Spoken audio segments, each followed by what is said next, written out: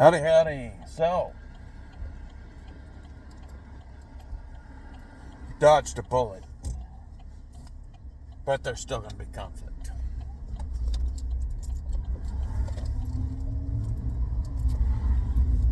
In the past,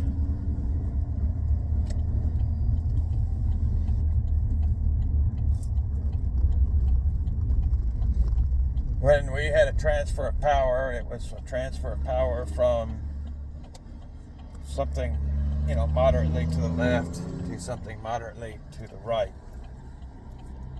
And it's a pretty happy thing, right? Or a pretty peaceful thing. And even though there were grievances between the two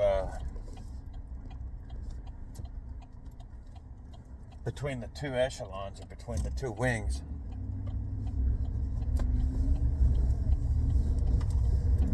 it wasn't so much an injury, or so much so that potential conflict would be required to resolve the issues.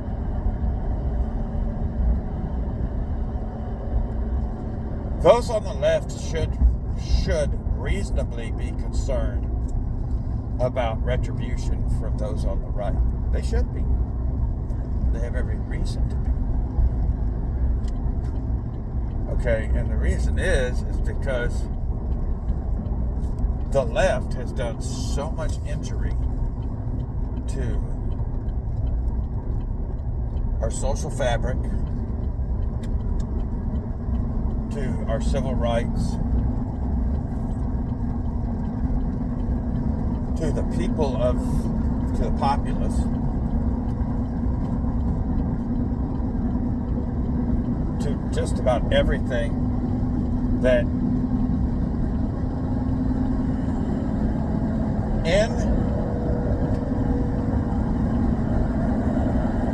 this is YouTube, so I have to phrase myself carefully.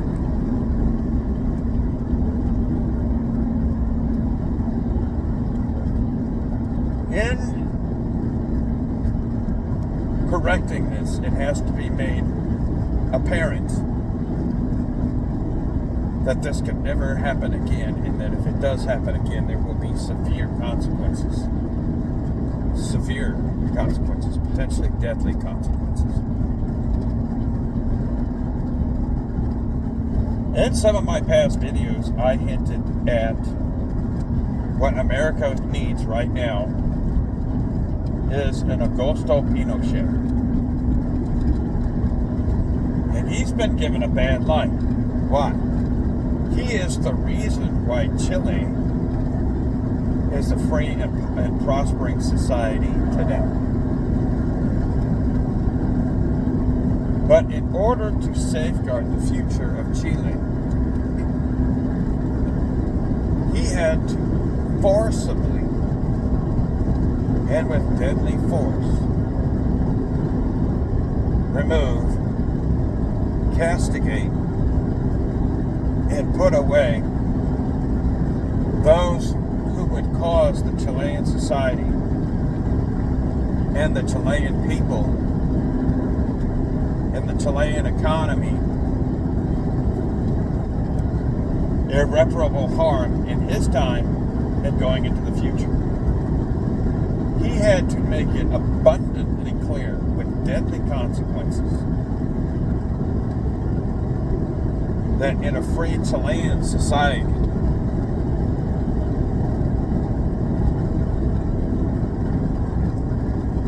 that this would not be tolerated, and if it was pushed, that you pretty much signed your own death warrant. He had to make it clear. And because of Augusto Pinochet, and he paid a price for this, he paid a very serious price for this. But because Augusto Pinochet did what he did, you could go to Chile and live like an American today. Okay? So, everybody thinks that Donald Trump is going to be civil in dealing with what's going on and correcting this. And in the statesman aspect, he would. Okay, he would. Okay. When it comes to administration and policy, he will. When it comes to enforcement, make no doubt, have no doubt that because of what the left has done to this country and on the world stage, and since we are the world-leading country, he has no choice but to deal with them with an iron fist. Okay? Right now, we are in the calm before the storm. And I kind of gave a little bit of a side eye to Rudyard Lynch. A little bit about his prediction of a civil war. I was thinking, well, it's possible, but you're a little too secure in your prediction, Mr. What I've hold his. But I woke up, even though Trump won, I woke up in a very foul mood this morning as a conservative. Watching what is the beginnings of the left's reaction to what has happened to them politically. They have been politically destroyed. Even if they were to start deleting the Trump canvas of Avengers, including Trump himself, and some way, somehow, were to call some type of an emergency leftist dictatorship or whatever, even if they did that to try to prolong their power, they are politically broken, they're politically destroyed, and it would not be sustainable. And if they were to do that, it would incite such a backlash amongst the populace that civil conflict would be inevitable. It would happen organically. The population would rise up en masse. That's one. Two, just like Pinochet, had to do in Chile with his detractors and the imminent threats that his detractors posed to Chile, because Chile, before Pinochet, was hurtling into the leftist black hole.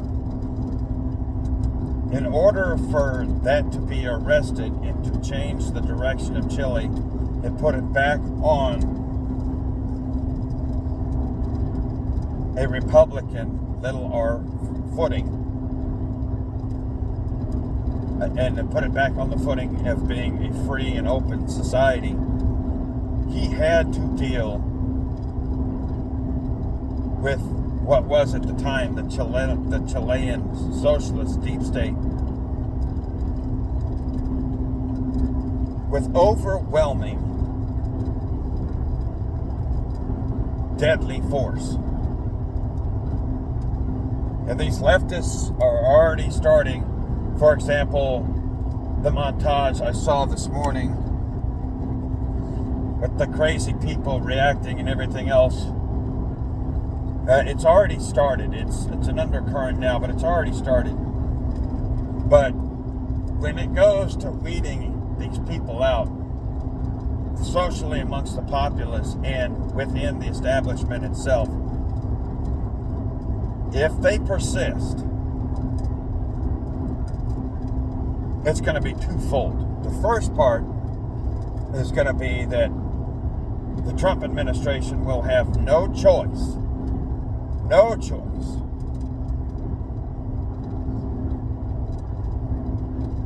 but to go into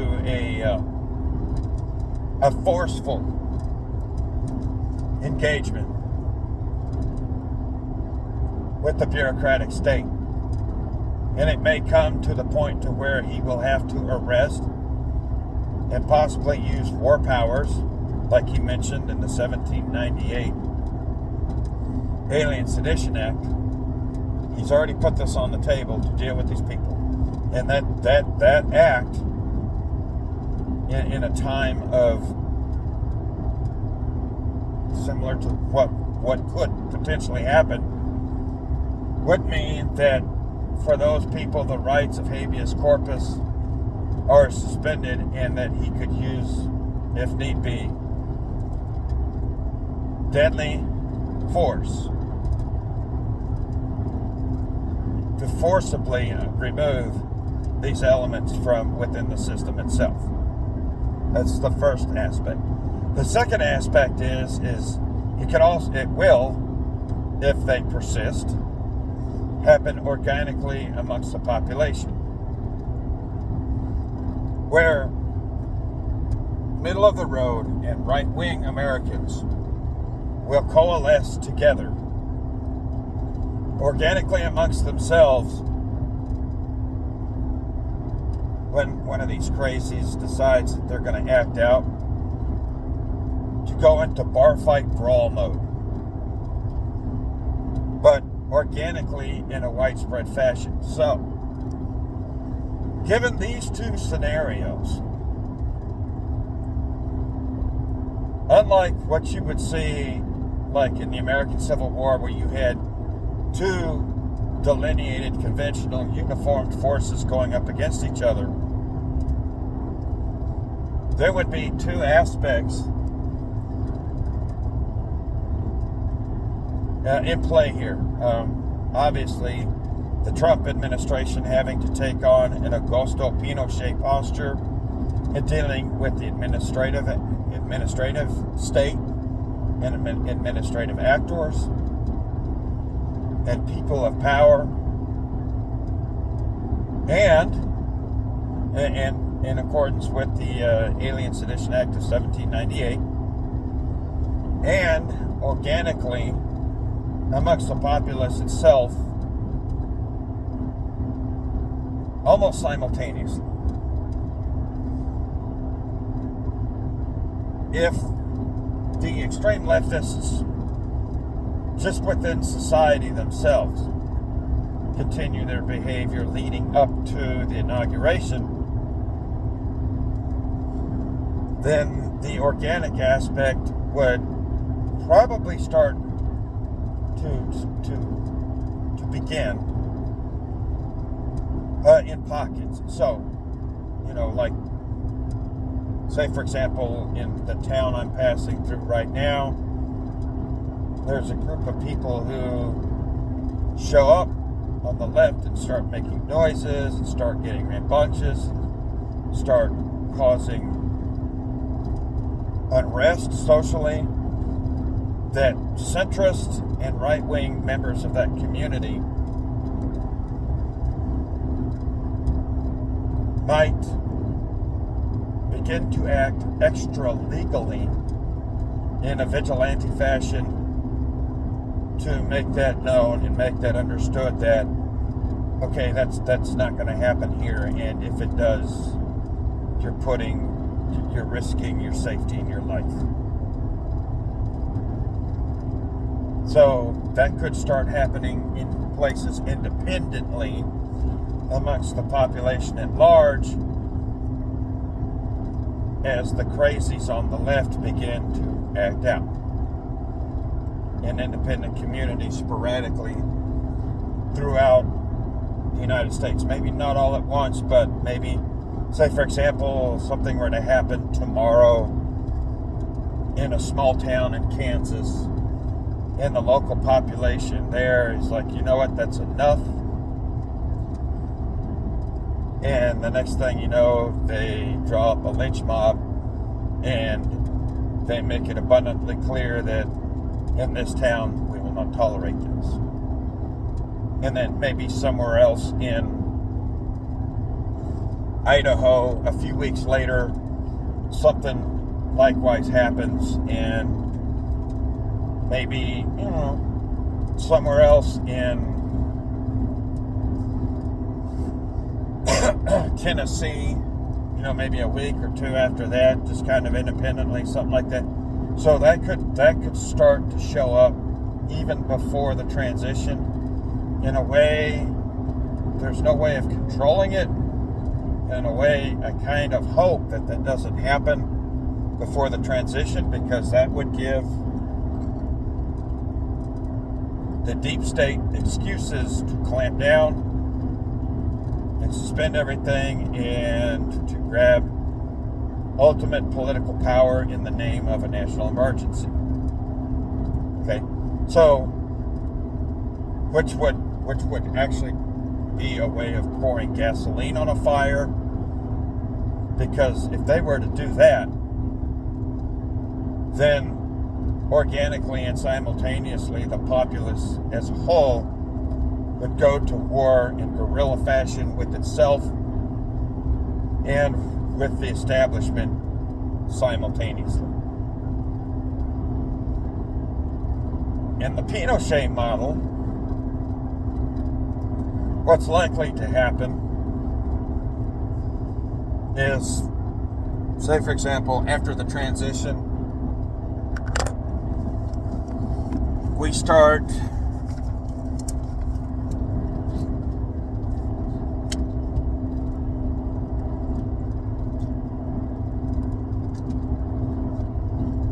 getting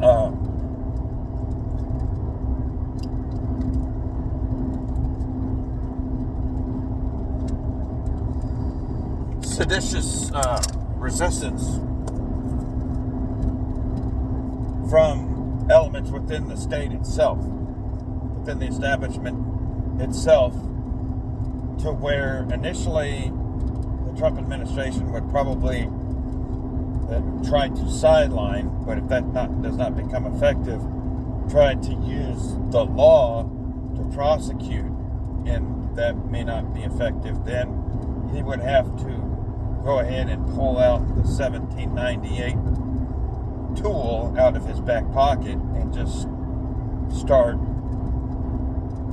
treating these people as enemy aliens within the population, meaning that once you act in sedition to the United States,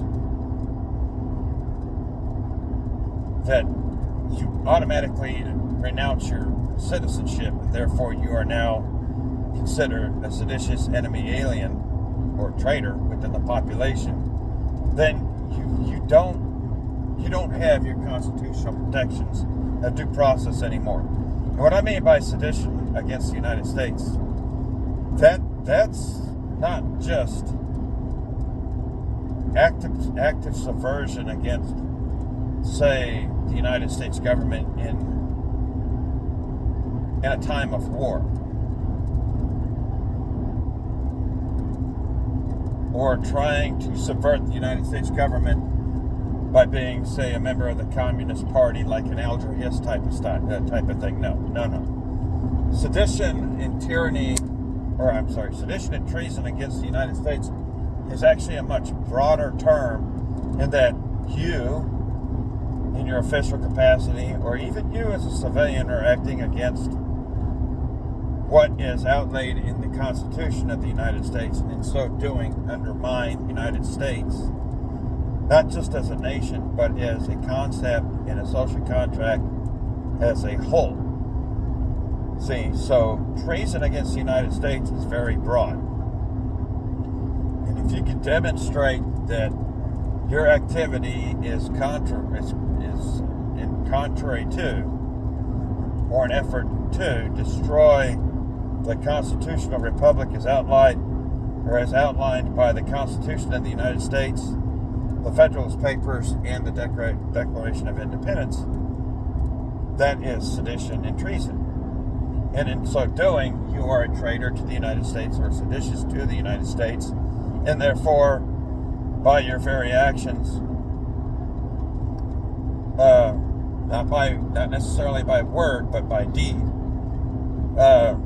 renounce your citizenship, and upon yourself suspend the right of habeas corpus and due process.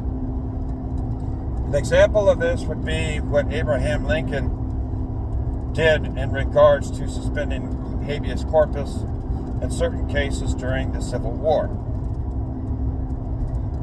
where there was obviously open and active sedition and treason against the United States by actors in the North that were either helping or propagandizing the cause of the Confederacy, or actors in the Confederacy themselves that were captured by the North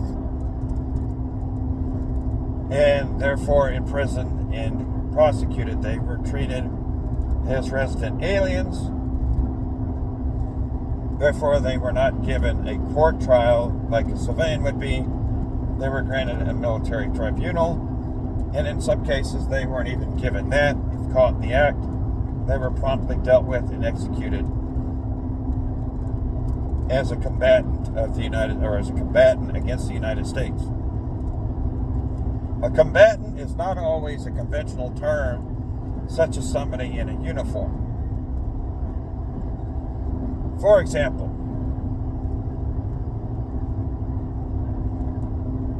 somebody who, in the time of the Cold War, was a Soviet plant in either the government or the society of the United States and was acting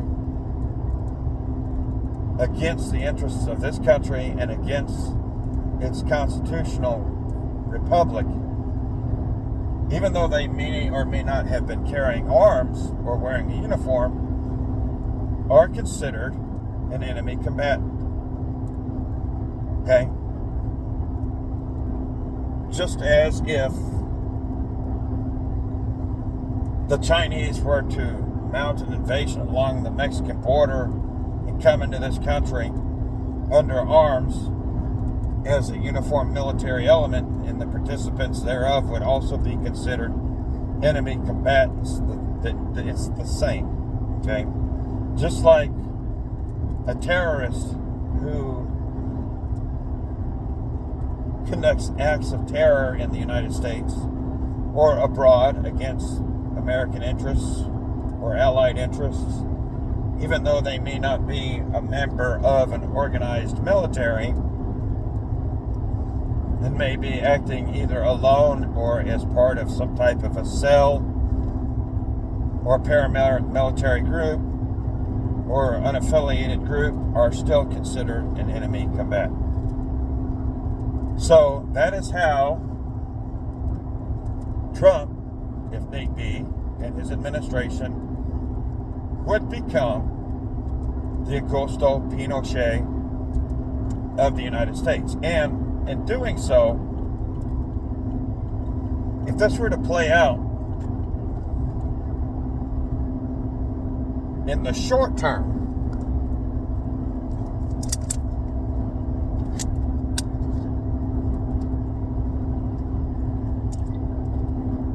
over the next decade or two following this, history would not be kind to him or to J.D. Vance. Now, once this is enacted, that would pretty much either remove or squelch the voice and the activity of those on the extreme left.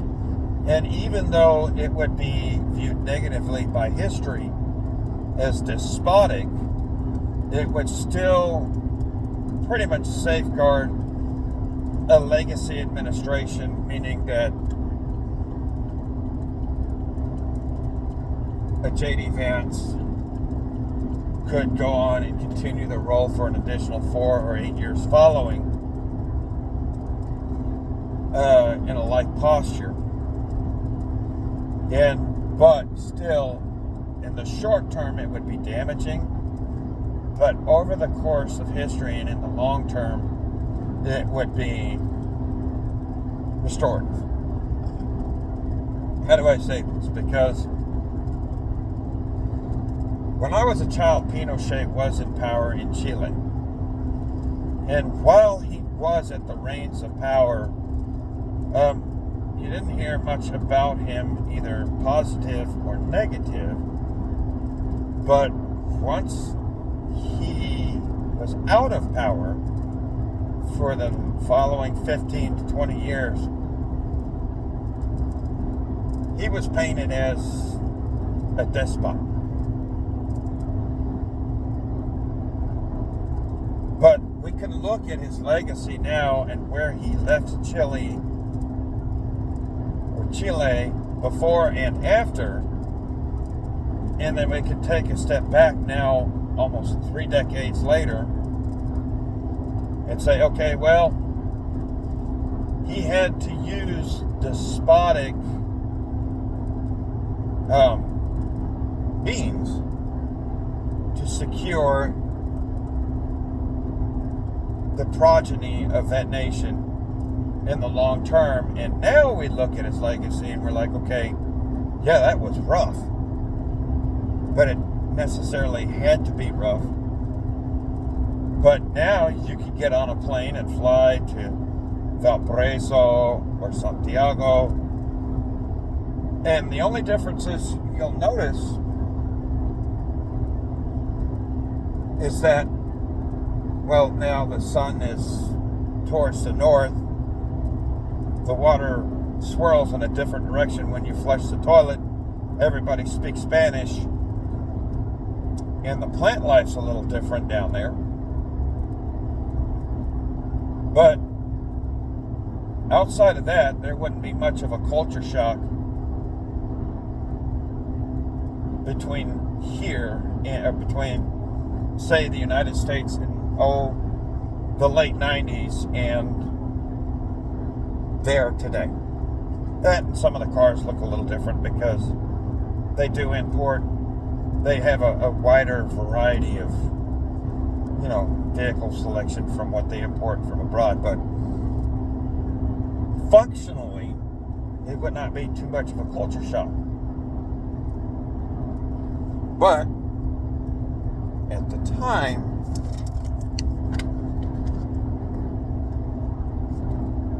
in order to right the ship from the administrative perspective, Pinochet did have to carry out a quasi-civil war. So my head is off to Rudyard Lynch, pardon me, in his evaluation of the situation. I'd say that his estimation, for the reasons that I just laid out, and possibly other reasons that he may not, or that he sees himself, but maybe hasn't effectively communicated on, I could say that it's probably going to be about an 80% chance of somewhere, somehow, in the spectrum of polity and society in the United States, of some level of either organic, administrative, or both quasi-civil conflict between now and next spring. Maybe even longer. As what will necessarily have to be a very hard and firm transition takes place, because our society and our government going forward must make it absolutely apparent for the next several generations that what has gone on from the American left and from the American deep state over the past 3 decades cannot and will not be tolerated ever again. And if so engaged in, that the consequences would be so severe, both from a social and political standpoint, that those who sought to participate in such activities literally would be signing their own death warrant, either from a social aspect, actually both from a social and law enforcement / political aspect. That clear and hard of a line must be drawn. And in order to do so, it may actually require quasi-civil conflict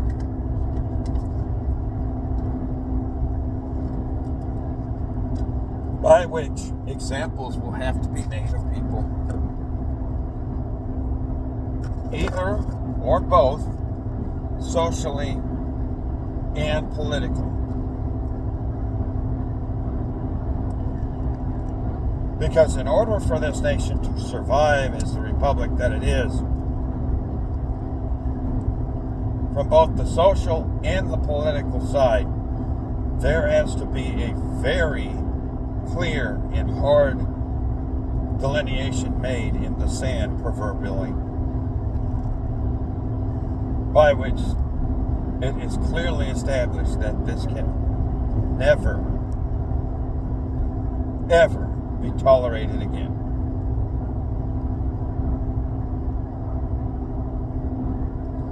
This is going to be a very, very tricky line to walk, especially from the political side.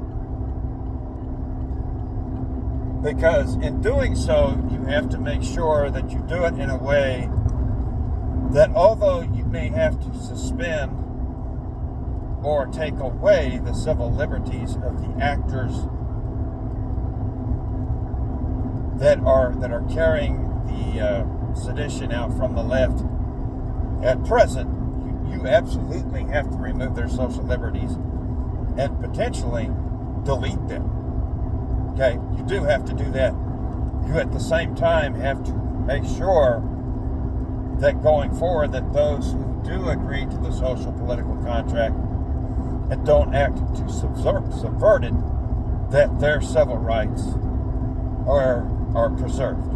It's a very fine line to walk. And it's a fine line that must be taken very judiciously. Okay? Abraham Lincoln had to walk this fine line. Okay? He really did. So, in the interest of protecting and actually expanding civil liberties for those within the society in which he was entrusted to lead, who were acting against the free society at large and actively making war against that society in any shape, form, or fashion, for those that were caught doing so,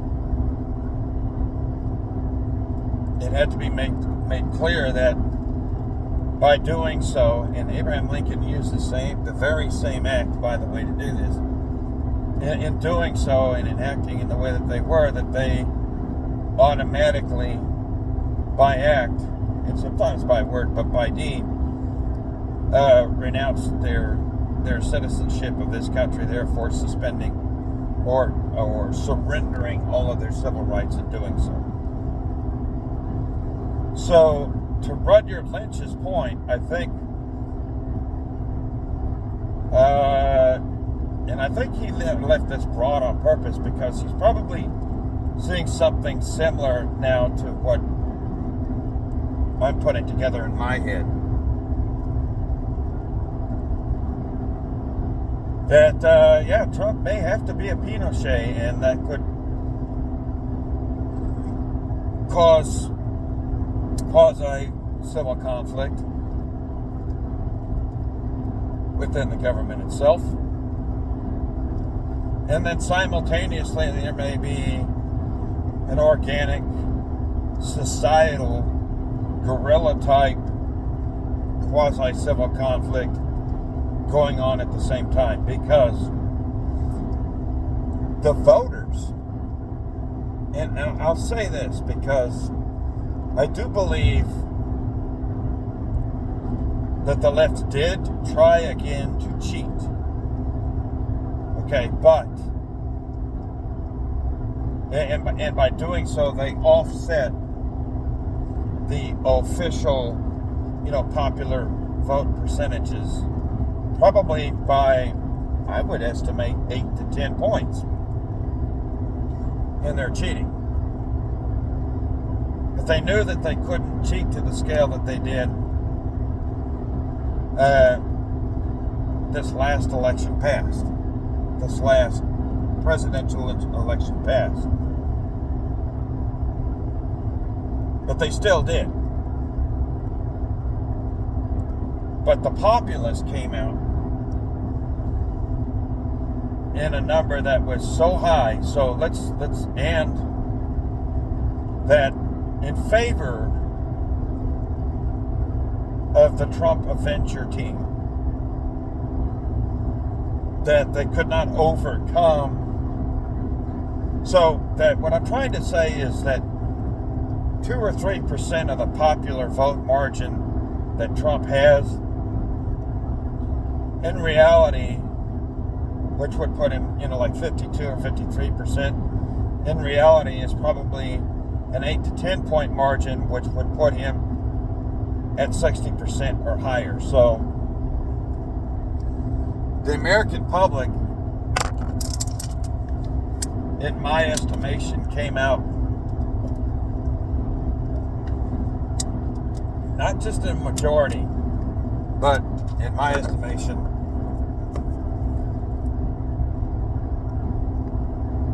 if we were like possibly measuring the actual true numbers,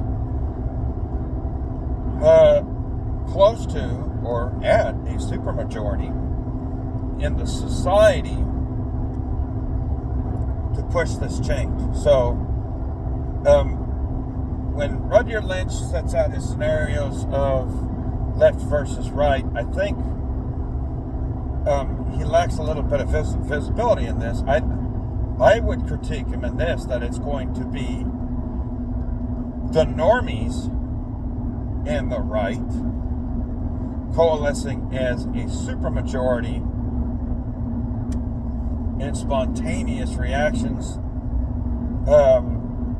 socially throughout the populace against spontaneous leftists just acting out at the social level amongst the population, and then administratively as the pushback against the Trump Avenger administration and what looks to possibly be what he may have in Congress and the courts, that there will probably be a Pinochet move as well on that front. So when people like Lynch are, well, my critique of Lynch would be is that it's not going to be right versus left. It's going to be on the social level.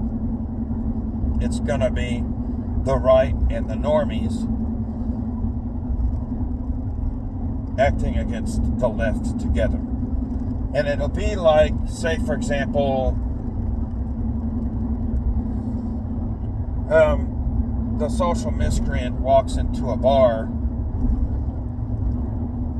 and several of the men in that bar notice him and have already put it to him that, he's not to be amongst society, that they take him out in the street and deal with him. It's going to be that type of element, okay? But it's going to be the normies and the righties against the 1/3 of the left that, kind of like in a bar fight type scenario type thing, right? Can you get the picture? No, I'm not speaking in my normal cadence because this is kind of stream of conscience type of trying to frame something.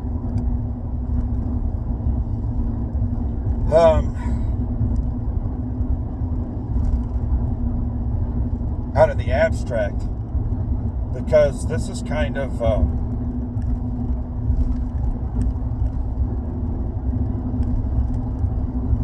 trying to formulate a scenario. Okay, so now this isn't me. Well, it is kind of drawing on history a little bit, but playing forward.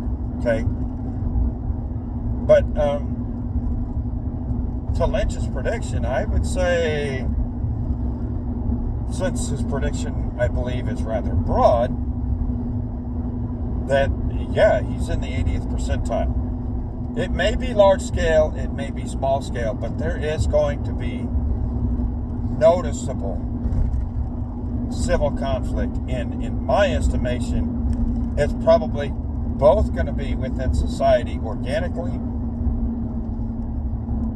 and Pinochet style within the administration itself. But it absolutely has to happen. And it's going, God, I hate to use this term, but it's going to have to be from one side, from the societal side, a social purge. As ugly as that sounds, that could very possibly be a reality. But from the administrative side, it very well could, within a few months or perhaps even a year, take on a Pinochet-style administrative purge as well. So Rudyard Lynch, why do you keep saying Lynch? Rudyard Lynch, you're probably right.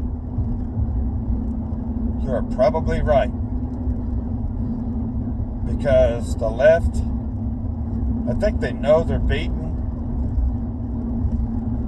I think their tail is between their legs. But as the saying goes, hit dogs holler and scared dogs bite.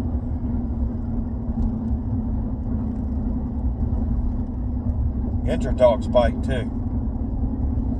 This is AL-BINO signing out.